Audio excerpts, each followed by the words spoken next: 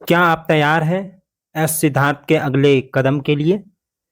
बदलते समय में आपको भी बदलना होगा साथियों। यह मैं क्यों कह रहा हूँ, इस बात से समझिए कि आपके विद्यालय में क्या चल रहा है।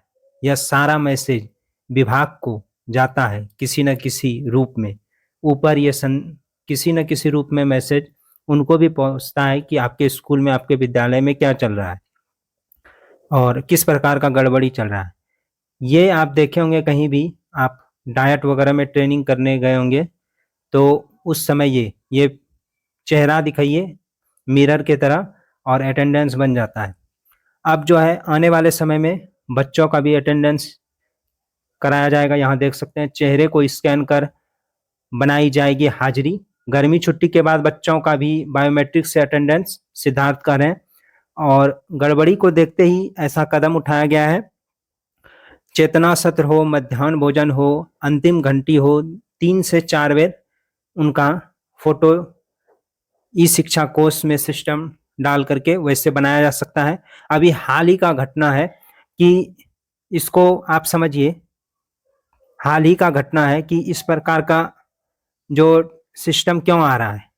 ई शिक्षा कोष में ये है, मोबाइल आप ई शिक्षा कोष में आप सेशन आपका चल रहा है, आप अटेंडेंस बना रहे हैं, तो सेशन चलता है, टाइमिंग चलता है, तो वो टाइमिंग मिनिमाइज करने के बाद वो जीरो हो जाता है। मिनिमाइज करने के बाद अगर वो जीरो हो जाता है, तो जब जीरो हो जाता है तो ये वाला सिस्टम करके शिक्षक क्या करते थे कि पहले ही स्कूल से चले जाते थे और कहीं भी आउट करते थे, फिर भी उसको स्कूल का ही लोकेशन दिखाता था, तो इसका खूब फायदा उठाते थे। लेकिन अब क्या है, आने वाले समय में इसको सुधार किया गया है और ये जो देख रहे हैं ये खतरनाक है। ई शिक्षा कोष से खतरनाक, अगर हर एक ऑफिस में इसको लगाया जाए, हर विद्यालय के ऑफिस रूम में, तो और क्या है कि कंप्यूटर शिक्षक की भी बहाली आएगी, तो टेक्निकल भी आपके शिक्षक हो जाएंगे, तो उसके साथ इनके साथ काम करना आसान हो जाएगा।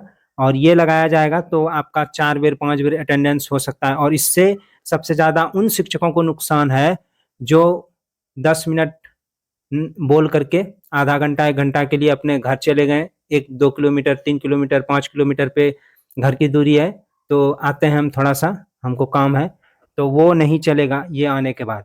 तो इसका ये कदम है और ये आपको कैसा लग रहा है कमेंट में आप बताइएगा कि ये, क्योंकि सरकार जब खर्च कर रही है, एक बात समझिए कि कोई मान लिया जाए पेन बनता है या कहीं कुरकुरे का पैकेट है वो बनता है, उसका फैक्ट्री है, तो उससे क्या इनकम आ रहा है वो तुरंत नजर आता है, क्या बेनिफिट है।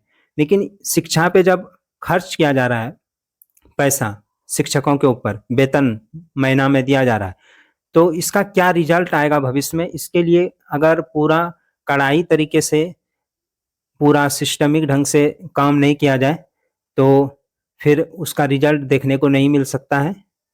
और ये बच्चों के लिए है कि गरीब बच्चे हैं और पिछड़े जगहों पे हैं, तो जो पढ़ाई से वंचित हैं उसके लिए रेगुलर शिक्षक आ रहे हैं, सारा घंटी क्लियर कर रहे हैं क्या नहीं, तो अलग अलग आने वाले समय में अलग अलग तरह से सिस्टम आपको देखने को मिलेगा।